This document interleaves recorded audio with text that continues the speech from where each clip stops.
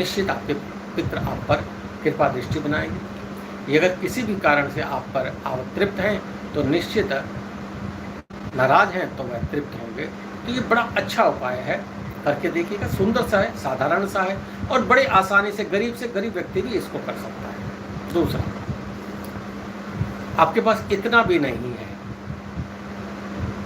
तो शास्त्र तो यहाँ तक कहते हैं, गुरु पुराण कहता है कि यदि आप अपने आँख के 2 आंसू भी अपने पितरों के निमित्त याद करके बहा देते हैं तो पितृ उससे भी संतुष्ट हो जाते हैं। लेकिन जिस परिवार में नास्तिक लोगों की संख्या बढ़ जाती है, जो अपने पितरों के निमित्त दान पुण्य नहीं करते, पितरों को याद नहीं करते, हरि नाम नहीं लेते। देखिए, अगर किसी कारण से आपके पास समय है तो पितरों के निमित्त नारायण नाम का जाप करके हाथ में जल लेकर उन्हें अर्पित कर सकते हैं। शांताकारं भुजगशयनं पद्मनाभं सुरेशं विश्वाधारं गगनसदृशं मेघवर्णं शुभांगं लक्ष्मीकांतं कमलनयनं योगी ध्यानगम्यं वंदे विष्णु भव्यरं सर्वलोकैकनाथं। भगवान नारायण का नाम लीजिए। और भी अगर मंत्र बड़ा लगे तो आप इतना भी कह सकते हैं, ओम नारायणाय नमः, ओम नारायणाय नमः, ओम नारायणाय नमः। अपने पितरों के निमित्त अगर आप ओम पितराय नमः, स्वाधाय नमः कहकर जल में काले तिल मिलाकर भी सूर्य देव को या पीपल को अर्पण कर देते हैं तो भी आपके पितृ संतुष्ट हो जाते हैं। कहते हैं ना कि पितरों को तिलांजलि और जलांजलि जरूर देनी चाहिए। कच्चा दूध मिला लीजिएगा, थोड़ा सा ज़्यादा अच्छा रहता है। जिस दिन आपके परिवार में किसी की मृत्यु हुई है, अब लोगों को ये नहीं पता, बहुत सारे लोगों को ये नहीं पता इस मॉडर्न ज़माने में कि श्राद्ध कब होना चाहिए।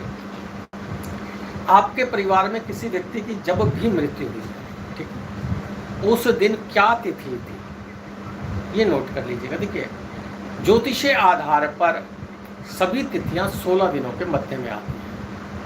हमारे यहाँ 15 दिन का पखवाड़ा यानी कि पक्ष होता है।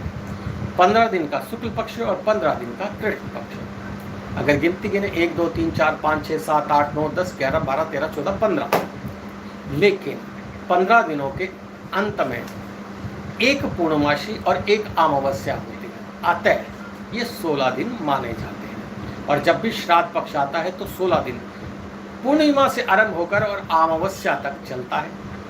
और ये 16 दिन पितरों के निमित्त होते हैं। जिस दिन आपके परिवार में किसी की मृत्यु हुई है उस दिन की तिथि आप निकाल लीजिएगा।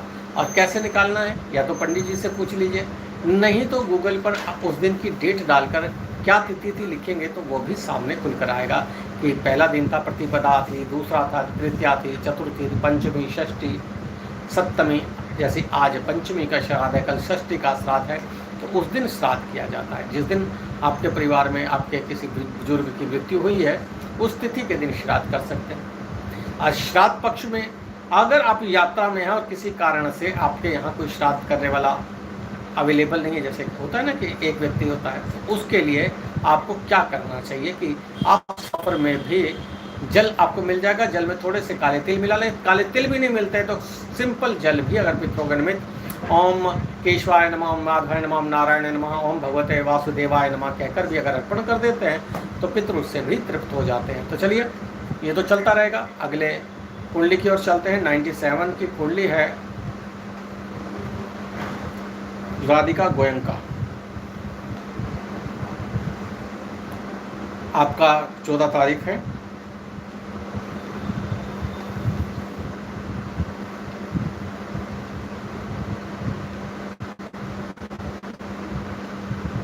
और 9वां महीना 97। चलिए 97 है। जन्म का समय नहीं लिखा हुआ है राधिका, जन्म समय लिखिए पहले फटाफट से। अगर जन्म समय लिखेंगे तभी ये कुंडली प्रॉपर बन पाएगी। मोहित की कुंडली है लेकिन मोहित के जन्म समय भी चाहिए। राधिका गोयंका फटाफट से लिखिए। और हमारा विवाह का योग जानना चाहती है तो दोनों की डेट ऑफ बर्थ चाहिए, तब मैं बता पाऊंगा कि अगर केवल जानना चाहते हैं कि मोहित की शादी कब होगी तो मोहित का जन्म समय आपके पास होना चाहिए। ठीक है, या तो आप अपनी डेट ऑफ बर्थ डालिए, मैं आपके विवाह का समय, डेट इत्यादि मैं बता दूंगा आपको। ठीक है। श्री कृष्ण गोविंद हरे मुरारी, हे नाथ नारायण वासुदेवा।